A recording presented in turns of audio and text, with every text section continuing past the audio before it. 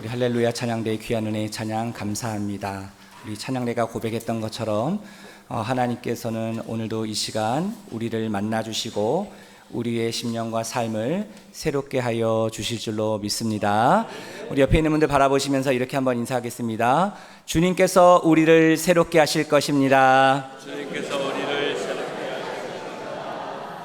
자, 1층 소예배실 화면 한번 보여주시기 바랍니다. 자, 여러분 오늘도 복된 주일 예배 잘 오셨습니다. 사랑하고 축복합니다. 네, 감사합니다. 여러분 작년에 제가 믿음의 여정 시리즈를 하면서 아브라함을 중심으로 말씀을 함께 여러분들과 나누었었습니다. 그리고 제가 오늘부터 그 믿음의 여정 시리즈 2탄이죠. 속편입니다. 그 아브라함의 아들이었던 그 이삭의 아들이었던 야곱, 즉 하나님께서 창세기 12장에서 아브라함을 택하셔서 온 인류를 구원하기 위한 그 믿음의 조상으로 아브라함을 불러 세우시죠. 그리고 하나님이 아브라함에게 언약을 맺으십니다. 내가 너로 큰 민족을 이루어 너에게 복을 주어 내 이름을 창대하게 할 것이니 너는 복이 될지라. 하나님께서 이 아브라함과 언약을 맺으십니다. 그리고 하나님의 언약의 계승자로 하나님께서는 아브라함을 통하여 이삭을 통하여 야곱을 통하여 요셉을 통하여 흘러가게 하셨습니다. 이 놀라운 하나님의 언약은 이 믿음의 조상들을 통하여 흘러 바로 저와 여러분들에게까지 오게 되었다라는 것이죠. 그래서 우리의 신분, 우리의 정체성은 무엇인가? 저를 한번 따라해 주시기 바랍니다. 나는 하나님의 언약의 계승자입니다. 여러분 그 사실을 믿으십니까? 우리는 하나님의 언약의 계승자라는 거예요. 그래서 우리는 너무나도 소중하고 보배롭고 존귀한 자들이라는 겁니다. 작년에 이 아브라함을 통해서 그 하나님의 언약이 어떻게 성취되고 이루어지는가를 살펴보았다면 오늘부터는 이 야곱을 중심으로 이 하나님의 언약이 어떻게 그를 통하여 이루어지고 흘러가게 되는지를 우리가 함께 살펴보기를 원합니다. 자, 오늘은 하나님의 세우심 그 첫 번째 시간으로 눈이 어두워 잘 보지 못하더니 라는 제목으로 말씀을 나누도록 하겠습니다. 여러분 우리가 오늘 읽은 이 창세기 27장에 보면 우리가 너무나도 잘 아는 이삭의 가족 이야기가 나옵니다. 그럼 우리는 이런 기대를 할 수 있죠. 아브라함의 아들 이삭이 이 가정의 남편입니다. 그리고 아버지입니다. 그러면 이 이삭의 가족의 이야기들은 정말 훌륭한 믿음의 이야기가 소개될 것이라 우리는 기대할 수 있지요. 하지만 창세기 27장에 나오는 이 이삭의 가정의 이야기는 우리의 기대와는 다르게 좀 다소 충격적인 내용들이 나오고 있습니다. 마치 이것을 오늘날 드라마로 본다면 한 편의 막장 드라마를 보는 것 같은 그런 충격적인 내용들이 계속 나옵니다. 이삭도, 리브가도, 야곱도, 에서도 서로 속이고 또 배신하고 또 죽이려 하고 그리고 결국 이 가정을 누군가 떠나야만 하는 생이별을 해야 하는 그런 내용의 스토리들이 창세기 27장에 나와 있습니다. 그러면 우리는 이런 질문을 해볼 수 있죠. 왜 이삭의 가정이 이렇게 타락해 버렸는가? 이렇게 변질되어 버렸는가? 오늘 본문에 등장하는 세 사람을 우리는 주목하고자 합니다. 그들을 통해서 왜 이 이삭의 가정이 이렇게 되어버렸는지 우리가 함께 살펴보며 이 안에 담겨있는 그런 영적인 의미들을 함께 살펴보며 은혜를 나누도록 하겠습니다. 먼저 우리의 시선을 주목해야 될 첫 번째 사람은 바로 이 가정의 가장이죠. 바로 이삭입니다. 성경은 이삭이 이렇게 변질된 그 이유에 대하여 이렇게 설명하고 있는데요. 이삭은 나이가 많아 눈이 어두워 잘 보지 못했다라고 성경은 증언합니다. 저를 한번 따라해 주시기 바랍니다. 이삭은 눈이 어두워 잘 보지 못했습니다. 자, 오늘 본문 1절 말씀입니다. 함께 읽어보도록 하겠습니다. 이삭이 나이가 많아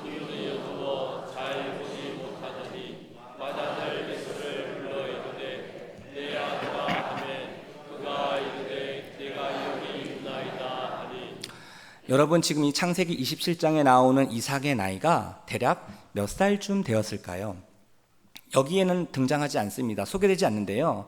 이 창세기 전후를 살펴보면 대략 지금 이때 이삭의 나이가 몇 살 정도 됐는지 우리는 유추해 볼 수 있습니다. 여러분 이삭이 40세에 리브가를 만나 결혼을 합니다. 그리고 20년이 지난 이삭이 60세가 되었을 때 하나님께서 이 가정에 자녀를 주시죠. 또 한 명이 아니라 동시에 쌍둥이를 주셨습니다. 바로 에서와 야곱이지요. 자, 그런데 창세기 25장 17절에 보면 이삭의 이복형이 하나 있었는데 이스마엘이라는 형이 있었습니다. 근데 이 이스마엘이 137세에 죽었다라고 성경은 기록하고 있는데요. 여러분 이스마엘은 아브라함이 86세 때 첩을 통해서 낳은 아들입니다. 그리고 우리가 잘 아는 것처럼 이 이삭은 아브라함이 100세 때에 사라를 통하여 언약의 자손으로 주신 귀한 아들이지요. 자, 여기서 문제 들어갑니다. 자, 그러면 이스마엘과 이삭의 나이 차이는 몇 살일까요? 정답이 나온 것 같습니다. 몇 살이라고요? 13살. 예, 14살입니다. 14살. 그렇죠? 계산이 되죠? 그 이스마엘은 아브라함이 86세 때 낳은 아들이고 이삭은 100세 때 낳은 아들이니 그 14년의 차이가 나지요. 그러니까 이스마엘이 14살이 더 많은 겁니다. 자, 그런데 이 이스마엘이 137세에 죽었다라고 하니 지금 창세기 27장에 나오는 이삭의 나이를 우리는 유추해 볼 수 있죠. 자, 또 한번 산수 계산 들어갑니다. 자, 137세에 이스마엘이 죽었습니다. 자, 14살 차이가 난다고 했죠?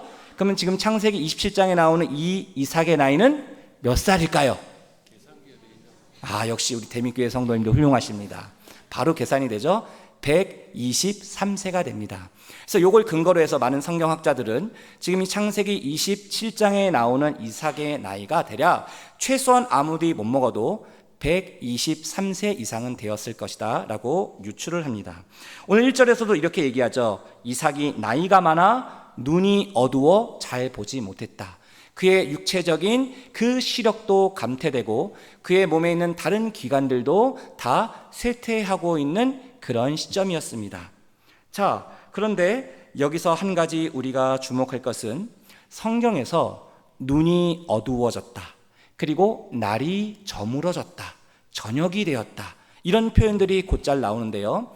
이것은 단순히 시력이 떨어지고 그리고 해가 떨어지는 그런 자연현상만을 의미하는 것이 아닙니다. 여기에는 중요한 영적인 의미를 내포하고 암시하고 있다는 것이죠. 한번 예를 들어볼까요? 여러분, 구약의 엘리 대제사장이 정말 그 민족을 잘 이끌고 하나님 앞에 귀하게 쓰임받았던 그런 제사장이었습니다. 그런데 그의 두 아들이 있었는데 그 두 아들은 아버지만큼 훌륭하지 못했지요. 하나님 앞에 범죄하고 타락하게 됩니다. 그럼 여러분, 아버지 입장에서 두 아들이 잘못된 길을 가고 있으면 엄히 꾸짖고 그 길에서 돌이킬 수 있도록 해야 되는데 이 엘리 제사장은 그러지 못했다라는 거예요. 그런 상황을 성경은 어떻게 표현하느냐? 엘리 제사장이 눈이 어두워졌다라고 표현을 합니다. 그리고 여러분, 다윗도 하나님의 마음에 합한 귀한 자녀이지만 이스라엘의 왕으로 존경받는 훌륭한 인간이었지만 그도 넘어지고 실패했습니다. 다른 사람의 아내를 취하여 간음을 저지르게 되죠. 그런데 그 시점을, 이 다윗이 넘어지고 실패하고 죄악을 범했던 그 시기를 성경은 뭐라고 표현하느냐? 저녁이 되었을 때 이 다윗이 왕궁을 거닐다가 그런 죄악에 넘어졌다라고 성경은 이야기합니다. 이처럼 성경에서 저녁이 되었다, 그리고 눈이 어두워졌다, 이것은 무엇을 상징하는 겁니까? 그의 영안이 어두워졌다라는 겁니다. 믿음의 눈이 가리워졌다라는 겁니다. 그래서 그가 영적인 분별력을 잃어버리게 되어서 그 하나님을 바라보지 못하고 문제를 바라보고 자기 자신을 바라보게 되었다라는 것을 의미했다라는 것이죠. 지금 오늘 1절에서도 이삭이 나이가 많아 눈이 어두워 보지 못했다라는 이 사실은 지금 이 이삭의 영적인 상태를 우리에게 보여주는 겁니다. 그의 영안의 눈이 어두워졌다라는 겁니다. 자, 이런 상황을 오늘 본문에서는 의도적으로 반복해서 이 지금 이삭의 영적인 상태를 우리에게 보여주고 있는데요. 자, 오늘 본문 4절에 보면 우리말 성경에는 빠져있는 히브리어 원전 성경에 여러분들 화면에 보시면 가로로 나와 있는 저 부분이 우리말 성경에는 빠져 있습니다. 자, 히브리어 원전 성경에 나와 있는 이 4절 말씀을 우리 같이 함께 화면을 보시며 읽어보도록 하겠습니다. 내가 즐기는 별미를 나를 위하여 만들어 내게로 가져와서 나로 먹게 하여 내가 죽기 전에 내 마음껏 내게 축복하게 하라. 화면 그대로 보여주시고요. 여러분 빨리 한번 이 4절 말씀을 보십시오. 여기에서 나라는 이 말이 몇 번이나 반복돼서 나올까요? 생각보다 엄청 많이 나옵니다. 빨리 한번 눈으로 한번 보십시오. 몇 번 나올까요? 나라는 이 말이 몇 번이나 나올까요? 몇 번이요? 6번. 우리 오늘 찬양대 아주 성적이 좋습니다. 6번이나 반복됩니다. 내가 즐기는 별미를 나를 위하여 만들어 내게로 가져와서 나로 먹게 하여 내가 죽기 전에 내 마음껏 내게 축복하게 하라. 가슴을 계속 치니까 좀 아프네요. 6번이나 나라가 계속 나옵니다. 여러분, 영안이 어두워지는 사람의 특징이 무엇입니까? 나에게 집중한다는 거예요. 하나님을 바라보지 못하고 나를 바라본다는 거예요. 모든 관심사가 나에게 집중되어 있다는 겁니다. 지금 이 노년의 이삭의 최대 관심사는 어디에 있는가? 내 자신에게 있다는 거예요. 지금 이것을 보여주고 있는 겁니다. 여러분, 창세기 25장 23절에 보면 이삭은 60세가 되었을 때 하나님이 주신 그 자녀를 얻습니다. 그리고 이삭이 하나님께 기도하죠. 그때 하나님께서 이 이삭과 리브가에게 분명히 말씀하십니다. 그 태중에 있는 두 자녀가 있는데 큰 자가 작은 자를 섬길 것이니라. 다시 말하면 하나님의 이 언약의 계승자는 누가 된다는 거예요? 형이 아니라 동생이 된다는 겁니다. 에서가 아니라 야곱이 될 거라고 이미 그 태중에 하나님께서 약속해 주셨어요. 이삭은 그 하나님의 말씀을 품었을 겁니다. 리브가도 마찬가지였겠지요. 몇 살 때요? 이삭이 60세였을 때. 근데 지금 이삭이 몇 세가 되었습니까? 123세가 되었습니다. 63년의 세월이 지났습니다. 하나님께서 나에게 주신 그 약속의 말씀을 붙든 지 63년의 세월이 흘렀습니다. 어느덧 이삭도 나이가 들고 눈이 시력이 떨어지고 영안의 눈이 어두워지면서 이 하나님의 약속의 말씀을 잃어버리게 된 겁니다. 더 이상 하나님을 바라보게 되지 못한 겁니다. 그래서 지금 이 이삭은 그 하나님이 주신 뜻을 거부하며 그 반대로 행하려고 하고 있다는 것이죠. 여러분, 그 결과가 어떻게 되었을까요? 이 이삭의 잘못된 판단과 선택으로 인하여 이 이삭의 가정은 풍지박살이 나버리게 됩니다. 서로가 서로를 믿지 못합니다. 의심합니다. 계속 속입니다. 배신을 합니다. 형제들끼리는 서로 죽이려고 합니다. 결국은 누군가 한 사람은 이 집을 떠나 영원한 생이별을 해야 되는 그 아픔과 상처와 고통을 경험하게 된다는 것이죠. 이처럼 영안이 어두워지면 이런 우리의 인생의 불행이 시작되게 된다는 겁니다. 자, 그러면 여기서 우리의 시선을 돌려 오늘 본문에 등장하는 두 번째 사람을 우리는 좀 주목해 보려고 하는데요. 바로 이삭의 아내인 리브가입니다. 오늘 본문에 보면 자세히 우리가 이 리브가의 모습을 보면서 그의 지금 현재의 상태가 어떤지를 우리가 유추해 볼 수 있는 중요한 장면이 있습니다. 어떤 장면이냐면 리브가가 이삭의 말을 계속 엿듣고 있는 그런 모습을 우리는 보게 됩니다. 자, 저를 한번 따라해 주시기 바랍니다. 리브가는 이삭의 말을 계속 엿들었습니다. 자, 오늘 본문 5절 말씀입니다. 5절 말씀 같이 함께 읽어보도록 하겠습니다. 이삭이 그의 아들 에서에게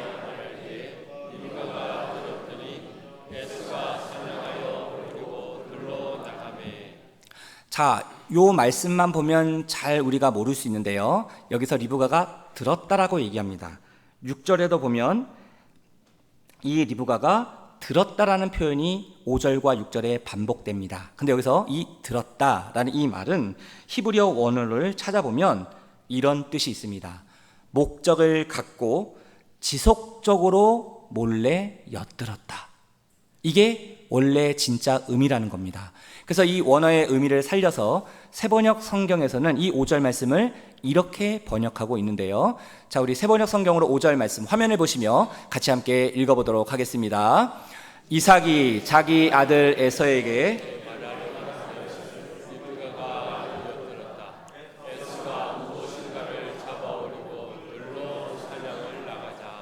여기서 분명히 리브가가 어떻게 했다고 얘기해요? 엿들었다. 여러분, 그냥 들었다는 것은 뭐예요?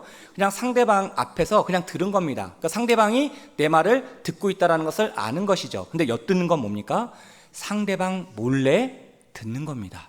어떤 의도를 가지고 듣는 것이죠. 지금 리브가가 한 번도 아니고 계속해서 이 이삭의 말을 몰래 엿듣고 있었다라는 거예요.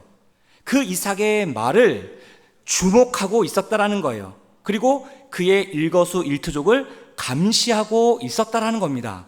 왜 리브가가 그렇게 했을까요? 여러분, 리브가의 입장에서 한번 생각해 보십시오. 이삭은요, 에서를 어릴 때부터 사랑했습니다. 여러분 자녀들 중에 물론 그 손가락 깨물어서 아픈 자녀가 없겠지만은 조금 더 마음이 가는 자녀가 있습니까? 없습니까? 아무도 없습니까? 예. 여기 지금 제 딸이 와 있나요?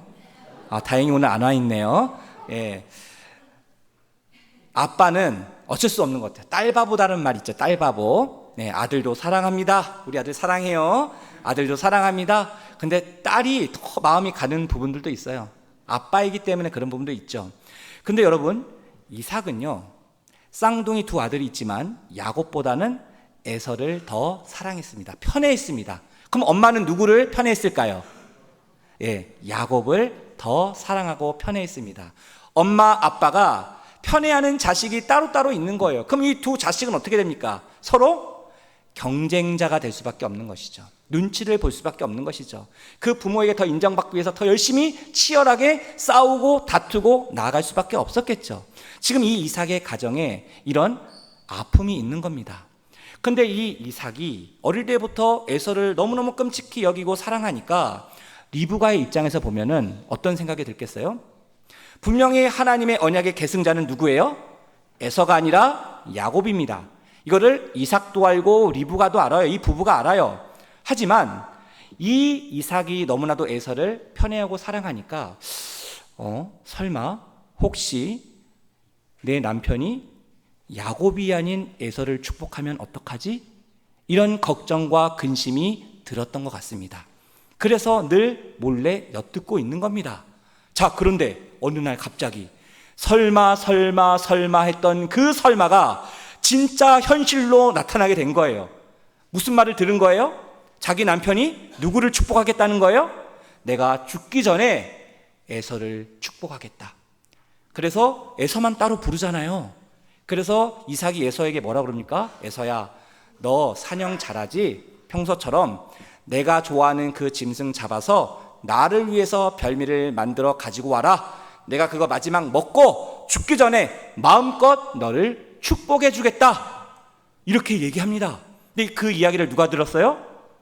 리브가가 옆에서 몰래 듣고 있다가 깜짝 놀란 겁니다. 깜짝 놀랐어요. 그래가지고 이 리브가가 어떻게 합니까? 근데 놀라운 사실은 리브가가 이렇게 될 것을 알고 있었던 것 같아요. 아주 침착하게 이 문제를 해결해 나갈 방법을 하나하나 야곱을 불러 제시를 합니다. 자, 그 내용을 한번 볼까요? 자, 오늘 본문 8절입니다. 자, 8절 말씀 함께 같이 읽어보도록 하겠습니다. 그런즉 내 아들아, 내 말을 따라 내가 내게 명할 대로. 자, 여기 보십시오. 내 아들아 이렇게 부르면서 야곱에게 이렇게 얘기하는 겁니다. 이걸 쉽게 풀어하면 이런 이야기예요. 야곱아, 너 지금부터 엄마가 시키는 대로만 해야 돼. 엄마 말 그대로 따라야 돼. 그래서 이 리브가가 야곱에게 이야기를 해줍니다. 야곱아, 너 지금 염소떼 그쪽에 목장에 가서 좋은 염소 새끼 2마리를 내게 가지고 와라. 그럼 내가 그것을 가지고 너희 아버지가 평소 즐겨 먹는 별미를 내가 만들어서 너에게 줄게. 그럼 너가 이 음식 가지고 아버지에게 가서 축복을 받아라. 이렇게 얘기합니다. 근데 이 야곱이 두려운 마음이 갑자기 생기는 거예요. 갑자기 얼굴 표정이 안 좋습니다. 그러면서 리브가에게, 엄마에게 이렇게 얘기하는 겁니다. 어머니, 내가 너무 두렵습니다. 내 형은 털이 많은 사람이고 나는 털이 별로 없는 매끈매끈한 사람인데, 만약에 아버지가 지금 눈이 잘 보이지 않는다고 하지만 그 아버지가 나를 만져서 내가 형이 아닌 동생임을 알게 되면 나는 축복은커녕 저주를 받게 될까, 나는 너무너무 두렵습니다. 이런 이야기를 합니다. 그러자 이 리브가는 이런 상황도 다 미리 알고 있었다는 듯이 그 야곱을 안심시키며 이렇게 이야기를 합니다. 자, 오늘 본문 13절 말씀입니다. 13절 말씀을 같이 함께 읽어보도록 하겠습니다. 어머니가 그에게 이르되 내 아들아, 너의 저주는 내게로 돌리니 내 말만 따르고 가서 가져오라. 자, 여러분 보십시오. 예나 지금이나 어머니의 모성애는 정말 대단한 것 같습니다. 야곱이, 아들이 내가 저주를 받을까 두렵다고 하니까 어머니가 뭐라 그래요? 야곱아, 네가 만약에 저주를 받게 된다라면 그 저주 내가 다 받을게. 엄마가 다 받을 테니 너는 걱정하지 마. 너는 빨리 염소 새끼나 가지고 와. 이렇게 지금 얘기해 주는 겁니다. 여러분, 지금 리브가는 이 불리한 상황을 반전시키기 위해서 모든 수단과 방법을, 인간적인 방법을 다 동원합니다. 그래서 리브가는 어떻게 합니까? 야곱이 가져온 염소 새끼를 가지고 별미를 만듭니다. 근데 거기서 끝나는 것이 아니죠. 야곱이 두려워했던 것, 그것을 해결시켜 줍니다. 야곱을 위장시키는데요. 자, 에서가 평소 입고 있었던 그 옷을 야곱에게 입힙니다. 그것은 왜 그렇습니까? 이 에서의 몸에 배어있는 취치, 그 향기가 이 옷에 있었겠죠. 그래서 이 야곱을 에서처럼 보이기 위해서 옷을 입힙니다. 그리고 염소 새끼 가져왔던 그 가죽을 벗겨 그 염소 새끼의 가죽의 털을 손과 목에 붙여줍니다. 완벽하게 위장을 하는 것이죠. 그래서 이 야곱의 두려움을 없애줍니다. 그래서 이 리브가는 야곱을 통해서 이 별미와 위장을 해서 이삭에게 보내게 되지요. 그 결과가 어떻게 됩니까? 결국 이 리브가가 했던 그 말처럼, 야곱아, 너의 저주 내가 다 받을게 했던 그 저주를 이 리브가가 받게 되는데요. 나중에 결국 이 사건을 계기로 야곱은 이 집을 떠나야만 합니다. 엄마와 아들이 생이별을 해야 되는 상황이죠. 그때 이 리브가가 야곱에게 이렇게 얘기합니다. 야곱아, 지금 이 형의 분노가 풀릴 때까지만 잠시 외삼촌 집에 며칠만 머물러 있어라. 이 모든 상황이 다 마무리가 되면 내가 사람을 보내서 너를 다시 집으로 돌아오게 할게. 이렇게 얘기하거든요. 근데 여러분, 이 리브가가 야곱과 헤어진 이후로 다시는 이 야곱을 볼 수 없었다라는 거예요. 20년 후에 이 야곱이 다시 돌아오게 되거든요. 근데 그 전에 이미 리브가는 죽게 됩니다. 여러분 생각해 보십시오. 그토록 사랑했던 그 아들을 생이별을 했는데 앞으로 보지 못하게 된 거예요. 날마다 얼마나 그 아들을 그리워하며 슬퍼하며 통곡하며 이 리브가가 남은 세월을 보냈겠습니까? 그렇게 아픔이 이루어지게 되지요.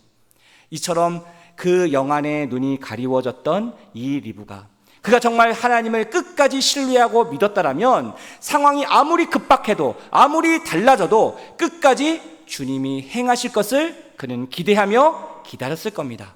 하지만 리브가는 오늘 본문에 보면 어떠한 부분에도 하나님께 기도했다거나 간구했다거나 뜻을 구하거나 하나님의 도우심을 구하지 않았죠. 오로지 인간적인 방법으로 본인이 하려고 했던 것을 성취하려고 노력했다라는 겁니다. 결국 그 결과로 인하여 야곱은 하나님의 약속대로 축복은 받았지만 그 축복을 받는 과정이 잘못되었다라는 겁니다. 너무나도 나쁜 방법으로 그것을 이루게 되었다라는 것이죠. 자, 여기서 이제 우리는 세 번째로 마지막 야곱을 살펴보며 오늘 말씀을 마무리하려고 합니다. 여러분, 결국 이 야곱은 어떻게 됩니까? 아버지 이삭을 속이고 그 아버지로부터 축복을 받게 됩니다. 자, 오늘 본문 18절 말씀인데요. 자, 우리 18절 말씀 같이 함께 읽어보도록 하겠습니다. 야곱이 아버지에게 나아가서 내 아버지여 하고 부르니 이르되 내가 여기 있노라. 내 아들아 내가 누구냐. 자, 이 18절 이후로부터 이 야곱은 철저하게 아버지 이삭을 속입니다. 물론 이삭도 뭔가 느낌이 이상했죠. 쎄합니다. 왜요? 평소 들었던 에서의 목소리가 아니었기 때문입니다. 하지만 이 야곱은 철저하게 이 아버지 이삭을 속이고 결국 그가 원했던 그 아버지의 축복을 받게 되지요. 그 결과가 어떻게 됩니까? 이 야곱은 정든 집을 떠나 부모를 떠나 20년 동안 저 세상에서 험악한 세월을 보내게 됩니다. 여러분, 만약에 이 이야기가, 이 드라마가, 이 막장 드라마가 여기서 끝났다, 그럼 우리에겐 소망이 없었을 겁니다. 하지만 우리가 다음 주에 살펴보겠지만 창세기 28장부터 이 야곱을 하나님께서 온전히 믿음의 사람으로 세워나가는 그 놀라운 위대한 반전의 역사를 하나님이 시작하신다라는 겁니다. 여러분, 오늘 이 말씀을 통해서 우리가 어떤 교훈을 받을 수 있습니까? 사람에게는 소망이 없다라는 거예요. 나에게는 소망이 없다라는 거예요. 하지만 소망이 없는 내 자신이지만 그럼에도 불구하고 그 하나님은 우리에게 찾아오신다라는 겁니다.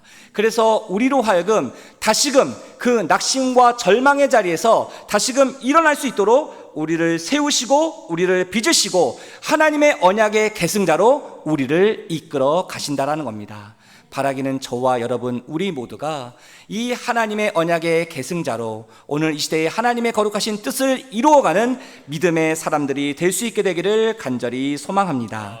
여러분, 기대하십시오. 하나님께서 나를 통해서, 우리의 가정을 통해서 놀라운 새 일을 계획하시고 이루시고 성취하실 것을 우리가 믿음의 눈으로 목도하며 바라보며 나아갈 때에 반드시 하나님께서는 우리의 인생을 통해서 놀라운 하나님의 뜻을 이루어 가실 줄로 믿습니다. 이것이 야곱의 이야기를 통해서 하나님께서 우리에게 던져주시는 이 놀라운 위대한 하나님의 반전의 역사이며 하나님의 놀라운 구원의 축복인 줄로 믿습니다. 이 귀한 은혜가 저와 여러분 우리의 모든 삶 가운데 임할 수 있게 되기를 주님의 이름으로 축복합니다. 기도하겠습니다. 사랑과 은혜가 많으신